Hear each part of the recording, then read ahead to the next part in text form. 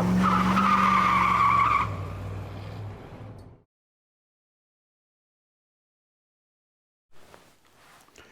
everybody, welcome back. We're up north, and today I was going to set up this torpedo heater that I got. Runs off of kerosene or diesel or fuel oil. I'm going to put diesel in it. It can take type 1 or type 2. I usually have type 1 up here anyways for the tractor and stuff. Should be super simple. Got to fill it up with some diesel fuel. Got to plug it in. Got to turn it on, and we'll see if we'll heat it up. I expect it'll be plenty of heat to heat up this pole barn, even though it's open and got a really high ceiling in it. It's not that cold today outside, so I thought I would get it set up so it's ready to go. Next time it is really cold up here, then I can kick it on and warm the place up. It's got a 13-gallon fuel tank on it.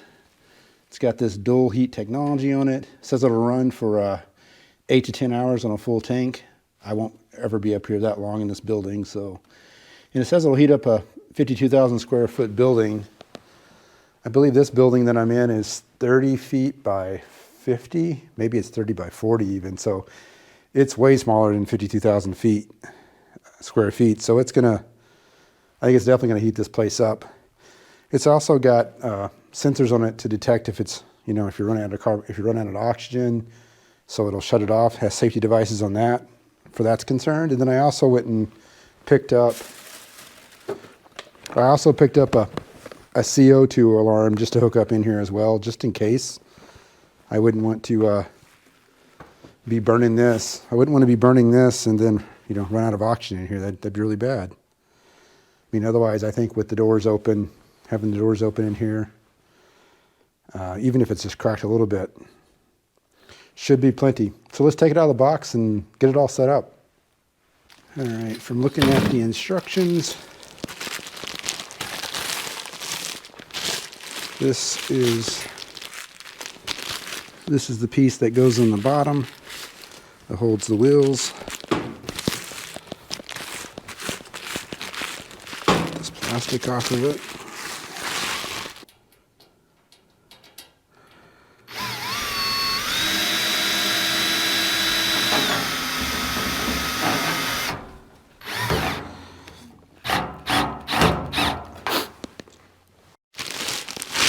Here's the handle that goes on the top, and I am going to have to loosen that back out. That's what I was kind of thinking, if it kind of holds if it holds all these together, and it looks like it does. So this is the top piece that goes on here. So it's going to go on the top. That screw is going to have to go through both of these. So now we got the top one and the bottom one on here together. Let's put this nut back on here. And we'll tighten that up.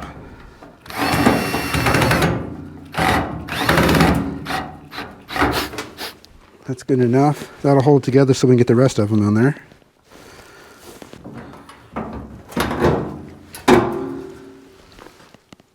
Put the screw there. Let's put the nut on it. I'm going to go ahead and get this one started too.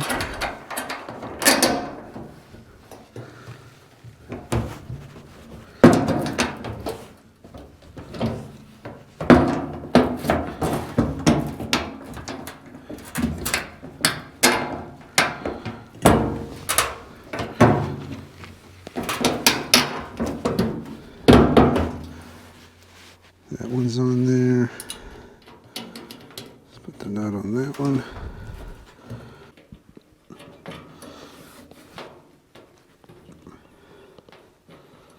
Get that started, and let's tighten this up.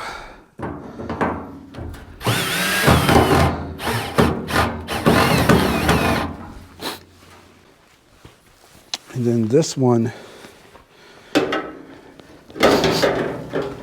will go on here, about like that. You can see there. I'll have to grab the screws to put it on though.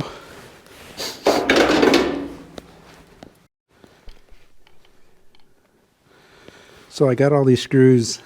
I got all these screws here, here, down here, and the one down the bottom. But I went and grabbed a 5/16 wrench so I can put in that nut so I can tighten these up real good.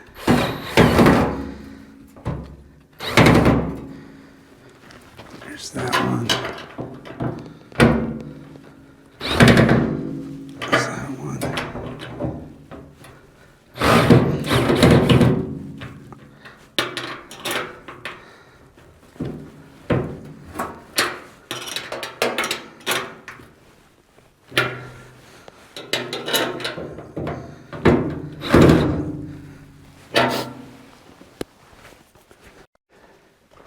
So those are all on there nice and tight. Now we need to put the bar through here to put the tires on it. So we got the bar here, it just slides through here. In the package you got 2 bushings. You can see that, a bushing and 2 nuts that go on the tires. So the bushing just goes on each side, bushing there and a bushing here, and then our tires, our run flat tires should go right on top of that.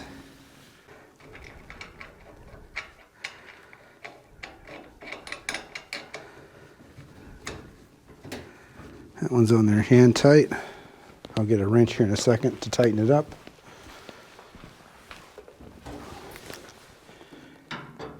Put the other one on the other side. Put the lug nut on there. It looks like this bolt is a 3/4. So I've got a 3/4 wrench there. We'll put another one on the other side to hold it in place. And we will tighten it up.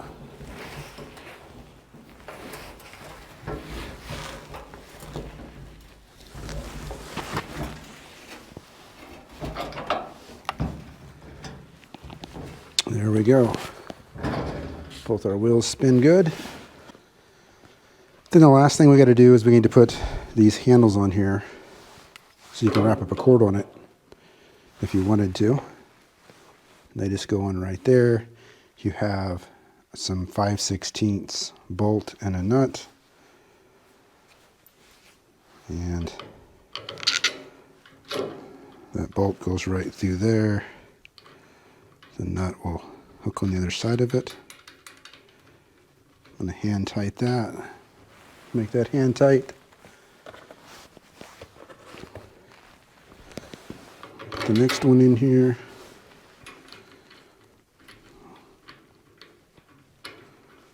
So I'm going to make it hand tight.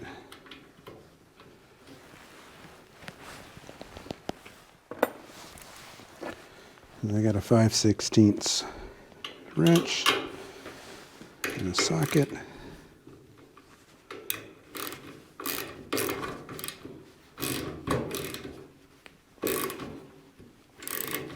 Tighten that up, not too much, so I don't want to break the plastic. There's that one. And then we'll do the same thing to the other side. So there it is all put together. We need to put some diesel in it here, and then we'll plug it in, turn on the heater, which is here, turn it on, and she should start right up. Some neat little features I like about this is it's got a gauge here to show you how much fuel you have in it. I also like how the fuel cap, it's got a hook on there, so you're not going to lose the fuel cap. It's not gonna walk off on you. Here you've got a temperature setting on it, and the on-off switch is over there. And then on the back of it here, you have a low-high switch, and it also shows you how much pressure it's got on it. So I think it's a pretty nice little unit. Let's fill it up with some fuel, plug it in, and see how it works. So I just filled it up with 5 gallons, and it's showing a run time about 2 hours, which is perfectly fine with me. I don't think I'd be out here for more than 2 hours anyways. So I moved it over here out of the way, so nothing's really in front of it.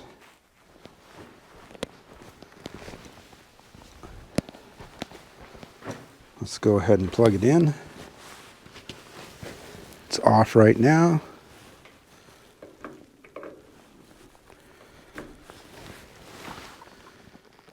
And we're going to set the temperature at like 80 degrees, let's say. And we're going to turn it on.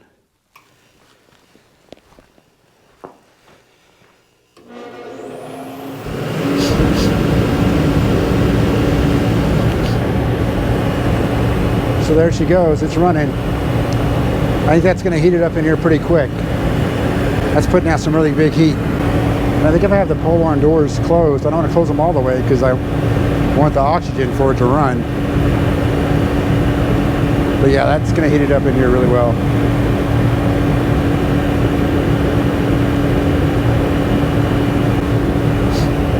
Awesome. Well, thanks for watching, everybody. Be sure and like this video, give me some comments, and subscribe to the channel if you haven't already. We'll see you guys next time.